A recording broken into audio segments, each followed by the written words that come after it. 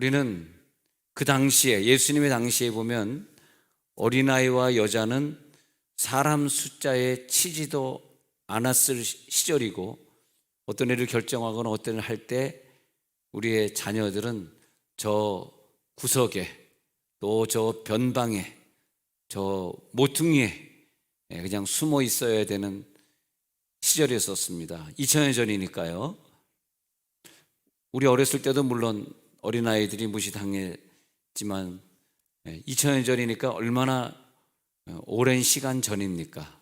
그때 예수님이 이런 말씀을 했다는 것은 그 당의 사람들로서는 사실은 이해할 수 없는 얘기죠. 지금이야 뭐 자녀들 다 위하시고 자녀들 우선주의해 주시지만은 이 당시에는 정말 이해할 수 없는 말씀입니다. 그리고 그들을 내 앞에 데려오나, 그들이 내게 오는 걸 금하지 말라. 또 그리고 그들을 또 가운데 세워주시고, 어린아이들을 향해서 칭찬하시는 많은 말씀 중에서도 이 어린아이들과 같이 되지 않는 사람은 천국에 결단코 들어갈 수도 없다. 또 이 어린아이처럼 자기를 낮추는 사람이 바로 천국에서 큰 자가 될 것이다. 예수 이름으로 이런 어린아이 하나를 영접하면 또 곧 나를 영접함이니, 예수님이 말씀하시길 이 어린아이를 너희들이 잘 받아주는 사람은 예수를 제대로 믿는 사람이다.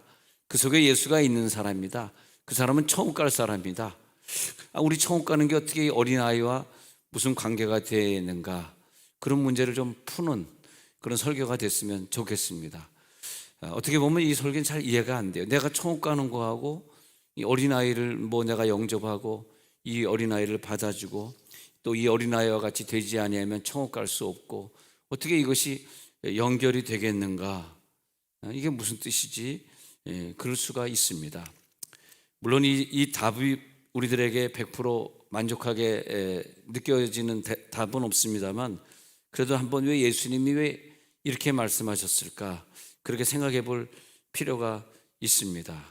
하여튼 우리들의 자녀나 다음 세대는 저 변방에 저 가장자리에 있어야 될 그런 사람들이 아니고 하나의 귀한 인격체로서 우리 앞에 있어야 되고, 우리 사회, 우리 교회 가운데 가장 중심, 가장 많은 관심을 가져야 되는 것이고, 어저께도 우리 유아부, 유치부, 또 유년부, 초등부 교사들, 또 교육자들이 나와서 교회 이렇게 아이들이 오는 길에 환영한다는 장식을 하고, 또 아이들을 위해서 먹을 것도 준비하고 또 선물도 준비하고, 오늘은 또 아이들이 즐겁게 하려고 야외에 나가서 예배드리고 하는 이 모든 것도 어떻게 하면 우리 아이들이 이 기쁨으로 하나님을 예배하는 자들이 될 수 있겠는가.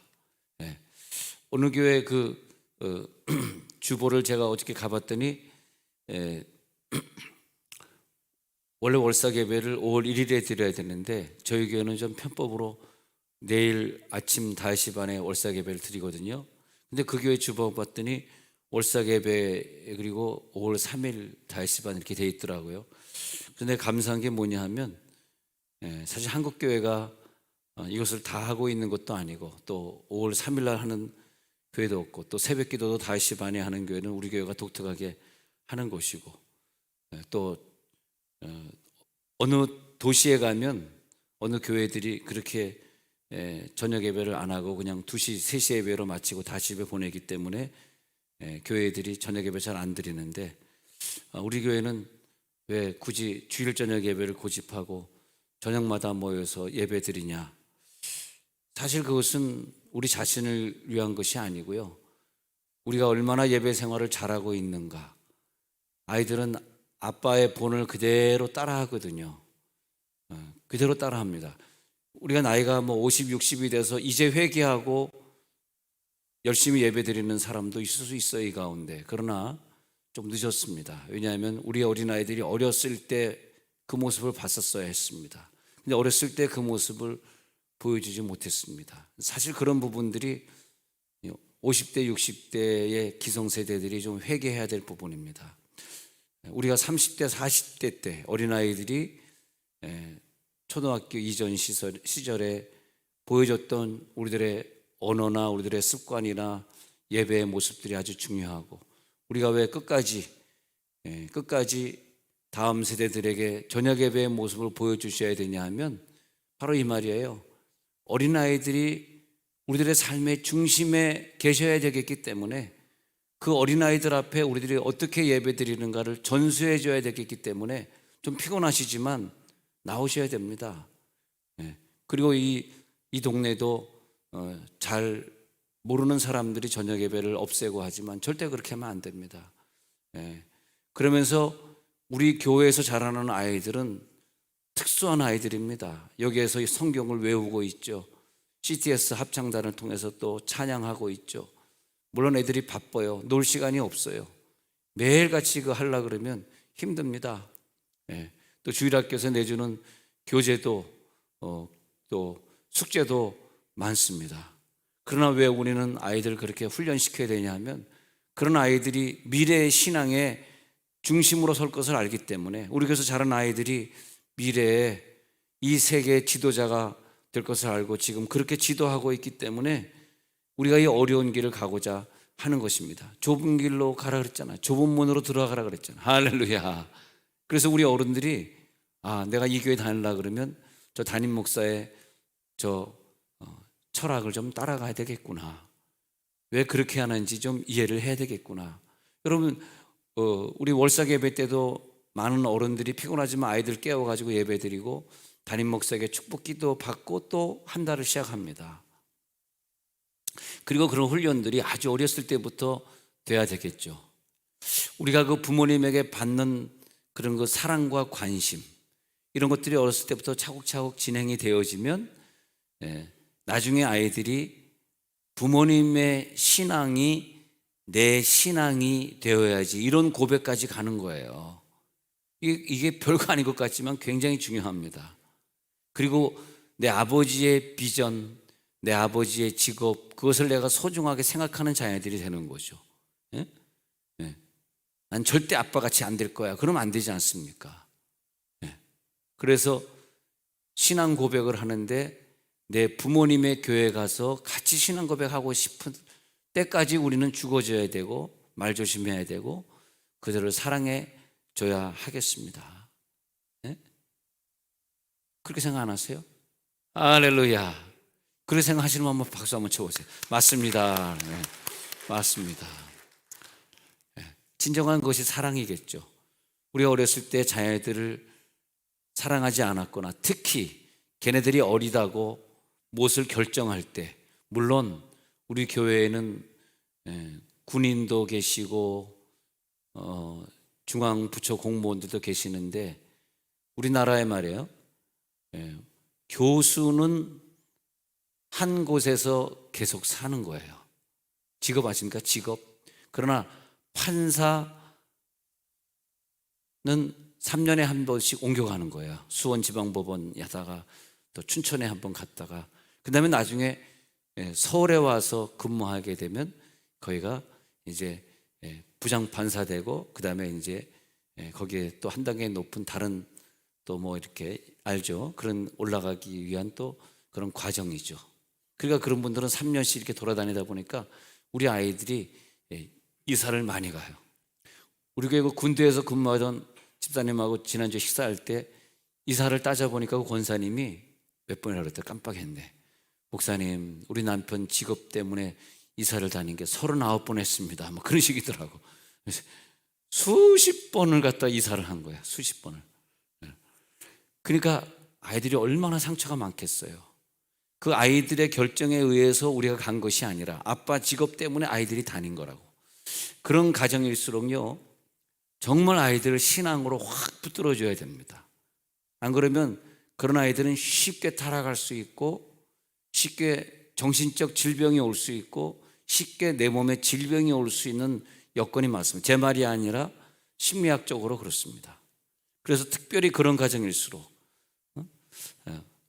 많이 아이들을 사랑해 주시고 특히 결정할 때에 아이들이 항상 우리 가정이 결정할 때 난 5살이라고 내 의견은 항상 반영되지 않아.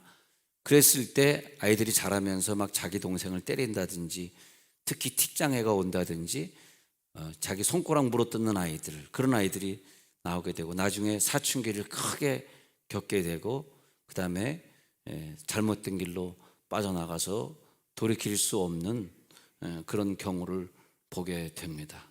저는 그 지난주에 있었던 어떤 한강변에서 죽은 대학생을 보면서 제가 학교 다닐 때요, 공부를 잘한 애들, 저는 공부 못했습니다만 공부를 잘한 애가 판사가 되더라고요. 그래서 이 사법 판사라기보다 하여튼 사법고시를 패스하더라고요. 그 다음에 두 번째 잘한 애가 서울 의대를 가더라고요. 그래서 나는 의대 갔다 그러면 내 생각에는, 야, 공부를 얼마나 잘했으면 의대를 갔을까.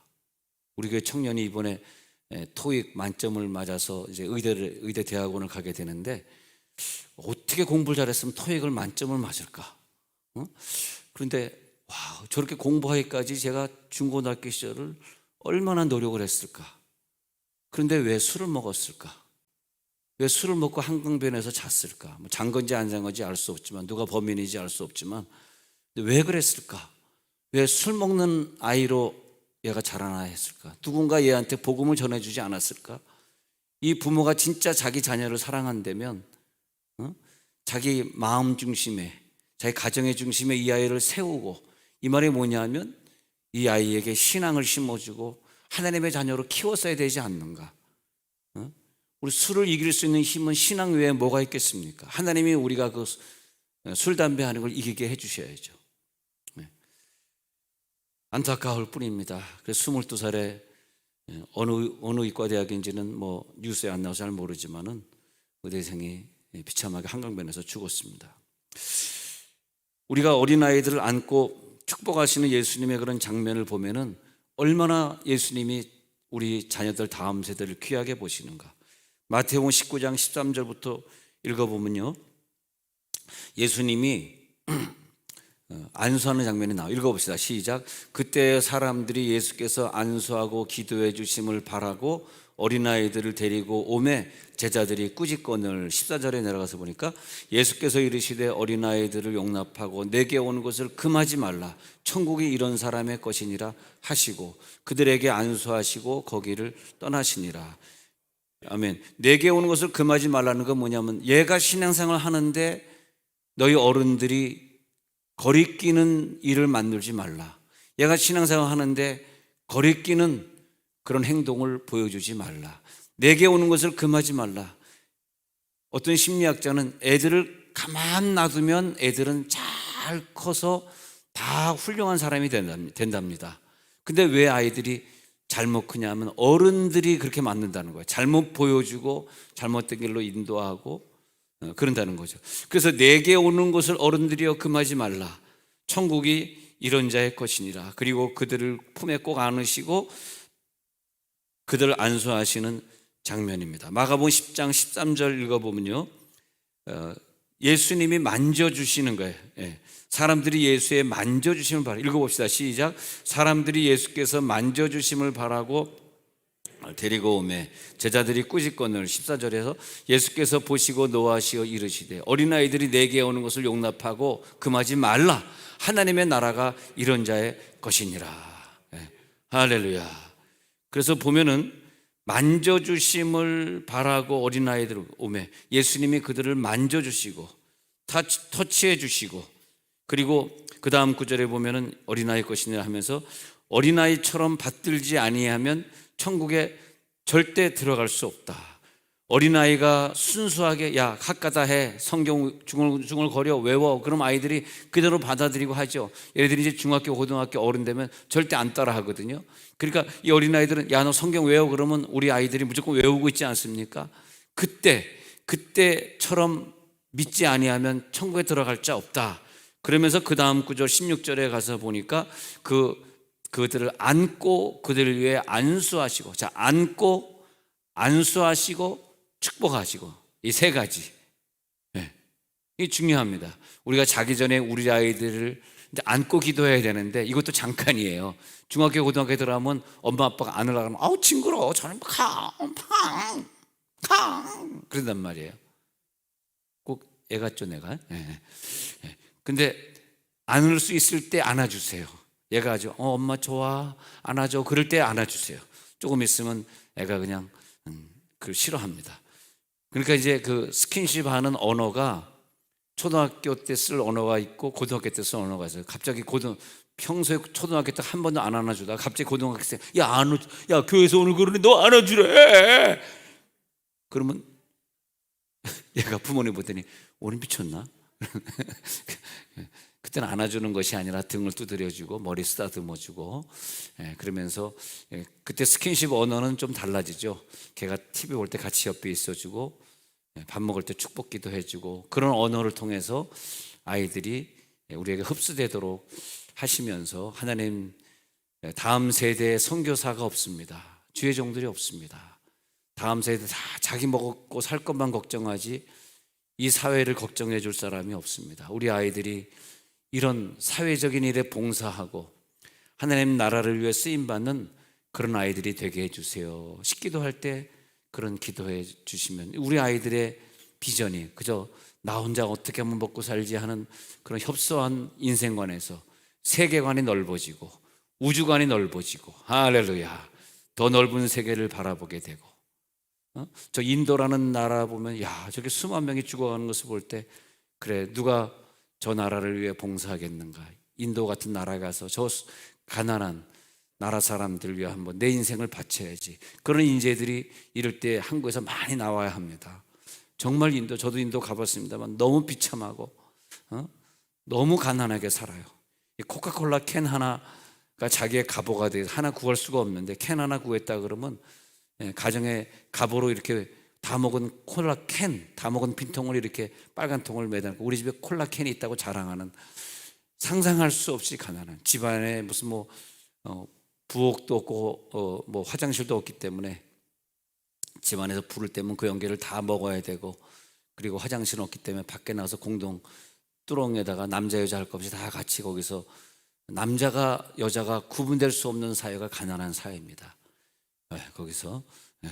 그래서 제가 얘기 한번 했습니다만, 인도에 가서 이렇게 잠을 자는데 옆에서 같이 자던 부목사님이 새벽마다 사라지는 거예요. 아니, 평소에 새벽기도 안 하던 애가 무슨 새벽마다 어디가 새벽기도 하는데 김 목사 어디 갔어? 없어진 거죠. 알고 봤더니 저 바깥에 가서 뭘 이렇게 구경하고 앉아 있는 거야. 이 동틀 때 말이에요. 인도 사람도 하얀 옷을 입어요. 동틀 때요. 이 또랑들이 이렇게 있는데 거기 남자의 살급이 도루루 앉아가지고 이러고 앉아 있는 걸 갖다가 구경한다. 이러고 앉아. 빨리 들어와. 새벽기도 아는 사람이 새벽에 뭘 구경하고 앉아 있어? 나 그 가정 얼마나 사람들이 불쌍합니까? 남자 여자 부끄러울 것도 없이 그 뚜렁에 일렬로 쫙 앉아가지고 대변 소변을 보고 앉아 있는 거예요. 그 구경하겠다 가고 있는 김 목사, 대단한 사람이죠. 우리는 그런 가난한 자들을 구경하는 자들이 아니라, 누군가 인도에 가서, 우리 인도에 가 있는 윌리엄 선교사님이 둘째 딸이 코로나 걸렸는데 입원하려고 그러는데 입원할 병실이 없는데, 물론 병실도 없지만 그 대신에 병원에서 받아주려면 산소통을 2개를 가져오라 그랬는데 산소통을 구하지 못해서 입원을 못한 상황 속에서 다행히 지금 조금 열이 좀 어저께 보고가 들어왔는데 열이 좀 줄어들었다고 합니다. 잘못하면 죽을 뻔했는데, 인도에서 그냥 코로나 걸리면 죽는 거예요. 입원이 안 되니까. 우리나라는 금방 입원하면 산소 마스크로 산소를 공급해 주지 않습니까? 산소 부족으로 죽기 때문에 말이죠. 우리 아이들은 구석에 있어야 될 존재가 아니다. 그리고 그 아이들을 우리들이 받들어야 되는데 어떻게 받들어야 되느냐? 예수님이 자기의 아이들이 이렇게 예수님에게 다가오니까 야 예수 성가시게 굴지 마, 예수님 힘들게 하지 마, 예수님 피곤해 하고 아이들을 꾸짖고 있는 자들을 예수님이 뭐라고 야단치시면서 얘네들이 내게 오는 걸 금하면 안 된다 하는 걸 보여주셨어요. 그러면서 우리들에게 신앙생활 할 때 얘네들이 예수 믿고 예수님 앞에 나오는 걸 우리들이 환경을 만들어줘야 된다. 항상 그 아이들은 그 국가에서, 그 교회에서, 그 가정에서 중심이 되어줘야 된다. 그렇게 말씀하시고 있는 거죠. 그래서 예수님이 아이들을 영접하시고 안아주시고 그리고 병 있는 아이들은 치유해 주시고 또 저희 안수해 주시고 축복기도 해 주시고 마태복음 18장 10절에 가서 보니까요. 마태복음 18장 10절에 가서 보니까 시작 삼가 이 작은 자 중에 하나도 없인 여기지 말라 너에게 말하노니 그들의 천사들이 하늘에서 하늘에 계신 내 아버지의 얼굴을 항상 배움느니라. 아멘. 네. 제가 요즘 그 교인들 가정을 쭉 신방하고 있는데요. 네, 왜냐면 늘 시청에서 와서 보기 때문에 그런 것들을 광고할 수 있는 상황은 아니라서 그냥 이렇게 조용하게 신방을 다니고 있는데 어느 가정에 신방 갔더니 그 두 아이가 있어요. 근데 두 아이를 놓고 설교하다가 그래 이 아이를 위해 보냄받은 천사들이 있는데 이 아이들이 크면 이제 죄 짓고 그러면 천사들이 떠나버린단 말이에요. 근데 이 아이들은 이 꼬맹이 아이들이 나가서 술을 먹겠습니까? 누구를 때리겠습니까? 그러잖아요. 그러니까 죄를 안 짓고 있는 동안은 수호 천사라래. 성경에 보면 국가에 대한 수호 천사 따로 있고 또 교회를 보호하는 수호 천사 따로 있고 다 따로 있어요. 직장을 보호하는 수호 천사. 여러분 직장에서 신우회 하는 거 굉장히 중요합니다. 제가 요즘은 신우회 국세청 예배라든지 신우회를 못 가고 있는데 코로나 때문에 그래서 자체적으로 예배 드리라 해서 자체적으로 예배 드리고 있는데요. 근데 그런 신우회 모임들이 상당히 중요합니다. 그분들이 예배하고 있을 때 의인 10명이 있으면 내가 이 소돔 고모라 성을 멸하지 아니하리라. 예배자가 있어야 되거든요. 그 신우회 회원들이 모여서 열심히 예배하면 그러면 그 직장을 보호하는 수호천사가 있다는. 마찬가지로 가정의 수호천사는 누구에게 있냐 하니까 우리 어린아이들이 어렸을 때 그때 우리 가정을 보호하는 수호천사가 그 아이들이 죄 안 짓고 사니까 초등학교 2학년짜리가 갑자기 술 먹으면서 아빠 어디 갔어? 그 술 같이 먹어 마 그러는 거 아니잖아요. 안 웃어도 저는 계속 갑니다. 그런 거 아니에요. 그러니까 그 아이들이 그렇게 죄 안 짓고 살고 있기 때문에 수호천사의 보호를 받는 있는데 그 수호천사가 24시간 따라다니니까 그 아이가 내 가정에 있는 한, 내 가정에 잠을 자고 있는 한 이 가정은 천사의 보호를 받는 것입니다. 천사가 그 아이들 통해서 그 다음에 이 아이들의 수호천사 항상 하나님을 배움느니라 그랬거든. 항상 하나님을 배움느니라. 우리 엄마 아빠가 기도할 때 그 엄마 아빠의 기도 제목을 이 아이들이 가지고 천사를 통해서 기도가 올라간다는 거죠. 주님이 하신 말씀이 제 말이 아니고요. 그래서 천사들의 보호를 받고 있기 때문에 그래서 이 아이들이 늘 기도할 수 있고 늘 하나님과 교통할 수 있는 환경을 만들어 주라. 가정재단을 쌓아라. 그래서 힘들지만 요즘 1:1 양육 저는 6분 하고 있습니다만 1:1 양육하고 그리고 또 집에 가면 큐티하고 아이들 앞에서 예배하는 걸 보여줘라. 힘들지만 해라. 왜? 걔네들이 그걸 보면서 부모의 신앙을 따라할 것이고 수호천사가 계속 지킬 것이기 때문이다. 마태복음 18장 10절에서 어린아이를 향해서 그렇게 말합니다. 마태복음 18장 10절에서 시작 삼가 이 작은 자 중에 하나도 없인 여기지 말라. 너에게 말하노니 그들의 천사들이 하늘에 계신 내 아버지의 얼굴을 항상 배움느니라. 항상 24시간 항상 이거 주님이 하신 말씀입니다. 거짓말같이 느껴지면 안 됩니다. 우리 아이들의 천사들이 하늘에 계신 아버지의 얼굴을 항상 배우니까 오늘 우리가 이 아이들에게 보여줄 모습이 있고 이 아들 앞에서 우리들이 가정재단 쌓고 오늘 큐티하는 모습을 보여줄 이유가 있습니다. 그리고 10년 후 20년 후에 보자고요. 지금 힘드시지만 그렇게 했던 자녀들의 모습을 10년 후 20년 후에 가서 보자니까 여러분들이 지금 30대라면은 60대 70대 가서 내 아이들의 모습을 보자 이것입니다. 하늘에서 파송받은 천사들이 직접 와서 이 아이들을 보호하고 있습니다. 그리고 그 아이들을 위해 천사들이 하나님 앞에 간구하고 있습니다. 그래서 마태복음 18장 13절에 보면요. 그래서 이 아이를 잃어버리면 안 되는 거예요. 이 아이 읽어봅시다. 시작. 진실로 너에게 이르노니 만일 찾으면 길을 잃지 아니하는 99마리보다 이것을 더 그 신앙 잃어버리는 아이들을 찾으면 기뻐하는데 14절에 이런 말이 나와요. 시작. 이와 같이 이 작은 자 중에 하나라도 잃는 것은 하늘에 계신 너희 아버지의 뜻이 아니니라. 여러분 걔네들을 작은 자라고 생각하지 마세요. 그래서 우리 교회 교사들도 여기 다 계신데 좀 힘드시지만 우리 아이들에게 절대 야단치지 마시고 아이들이 뭐 그냥 어렸을 때 뭐 막 움직이고 막 뭐 별짓 다 합니다. 뭐 와서 조는 아이도 있고 막 우는 아이도 있고. 절대 나무라면 안 되겠습니다. 물론 다른 교회에서는 그러다가 여기 오셨는지 모르지만 우리 교사님들은 절대 아이들 나무라지 마시고, 왜냐하면 걔네들에게, 우리는 아무것도 아니지만 걔네들에게 큰 상처가 돼서 영원히 그 자국이 있어. 그 멍든 게 영원히 죽을 때까지 가지고 있어.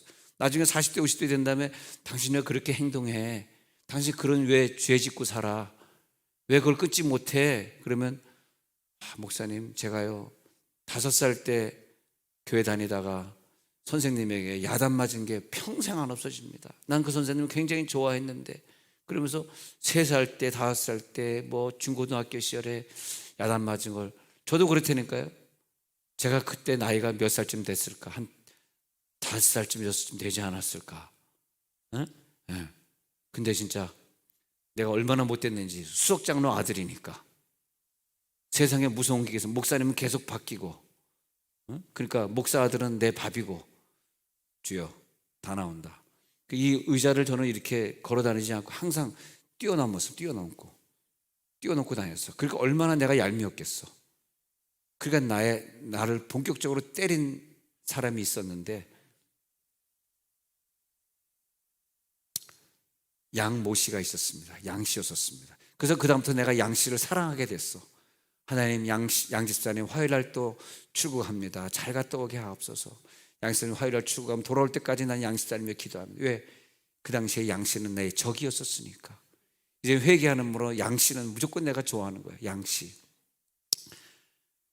근데 그분이 정말 교사니까. 근데 그분이요, 저 어렸을 때 그렇게 교사를 열심히 하더니 우리보다 더 먼저 미국을 이민 갔어요.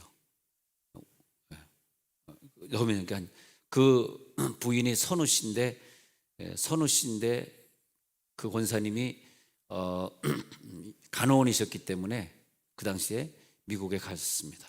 그래서 LA 가가지고 간호원하고 또 남편은 부동산하고 돈을 버는데 어마어마한 돈을 벌었습니다. 카탈리나라는 거리에 가면 큰 빌딩이 있어요. 큰 빌딩인데 그 안에 상가가 한 수백 개 들어가는 보통 빌딩이 아니라 어마어마하게 큰 빌딩, 한 100억, 한 몇백억 대짜리 빌딩인데, 그것도 소유하시고 많은 땅도 소유하셨는데, 우리 저 장태원 목사님이 거기서 목회하시다. 거기서 이제 목회. 그래서 내가 양석교 장로님 가서 인사 좀 했어요. 제가 말씀 좀 드릴까요? 그러니까 아유, 목사님 소개하지 마세요. 저 부끄럽습니다. 그냥 조용히 목회하다 여기서 은퇴하겠습니다. 그래서 결국은 제가 소개를 못 해드렸습니다만, 어릴 때 그냥 나 어릴 때 그렇게 열심히 교사하시고, 물론 한 가지 실수는 나 꿀밤 먹인 거, 그건 한 가지 실수하셨지만 근데 그 열심히 교사하시더니 나중에는 미국 가가지고 아주 부자가 되셔가지고 좋은 일 많이 하시고, 그런 걸 볼 수 있습니다. 자, 결론입니다. 우리 어린아이와 같이 받들어라. 어린아이처럼 되어라. 어린아이처럼 순수해라. 우리 어린아이를 사랑해라. 베드로전서 2장 2절에 있는 것처럼 어린아이처럼 순전하고 신령한 젖을 사모해라. 어린아이에 대한 얘기들이 많이 나오고 있습니다. 갓난아이들 같이 순전하고 신령한 젖을 사모하는 사람들이 되어라. 그러므로 말미암아 너희로 구원에 이르도록 자라게 하려 함이니라. 하나님, 우리에게 주신 이 어린아이 다음 세대를 잘 키우게 하시고, 이 어린아이를 주신 것은 우리 가정에 천사를 주시기 위한 것이기 때문에 이 아이를 통해서 천사의 보호를 우리 가정에 받게 해 주옵소서. 그렇게 기도해야 되겠습니다. 하나님 감사합니다. 어린이 주일, 어린이 축제 주일에